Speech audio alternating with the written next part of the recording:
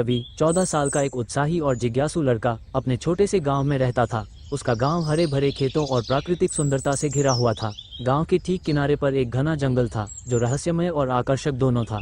रवि को बचपन से ही जंगल के बारे में जानने और वहां समय बिताने में बहुत रुचि थी। वह अक्सर अपने घर का काम जल्दी खत्म करके जंगल में चला जाता और वहां के शांत और खूबसूरत माहौल का आनंद लेता।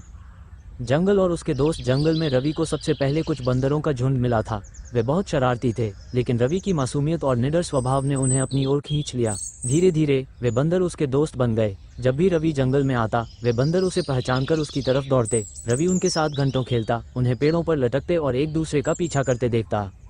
एक दिन रवि ने जंगल के बीच एक खुली जगह खोजी। वहां उसने सूखी लकड़ियां इकट्ठा की और आग जलाकर एक छोटी सी कैंपफायर बनाई। शाम के समय जब हल्की ठंडी हवा चलती तो रवि उस आग के पास बैठकर अपने बंदर दोस्तों के साथ समय बिताता।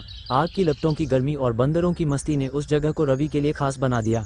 वह कभी कभी अपने दोस्तों के लिए कुछ रोटियां और फल भी लाता, जिन्हें वे खुशी खुशी खाते। फूलों का मैदान। जंगल में एक और जगह थी जो रवि के दिल के बहुत करीब थी, फूलों का मैदान। यह मैदान रंग बिरंगे फूलों से भरा हुआ था। पीले, लाल, सफ़ेद और बैंगनी फूलों का ये समंदर सूरज की रोशनी में और भी चमकदार हो जाता था। रवि इस जगह को अपनी जादुई दुनिया कहता था। वह वहाँ घास पर लेटकर आसमान में उड़ते बादलों को निहारता।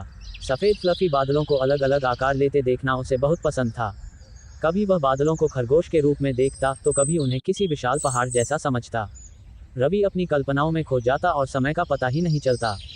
फूलों की महक और पक्षियों की चहचहाहट ने उस जगह को जादुई बना दिया था।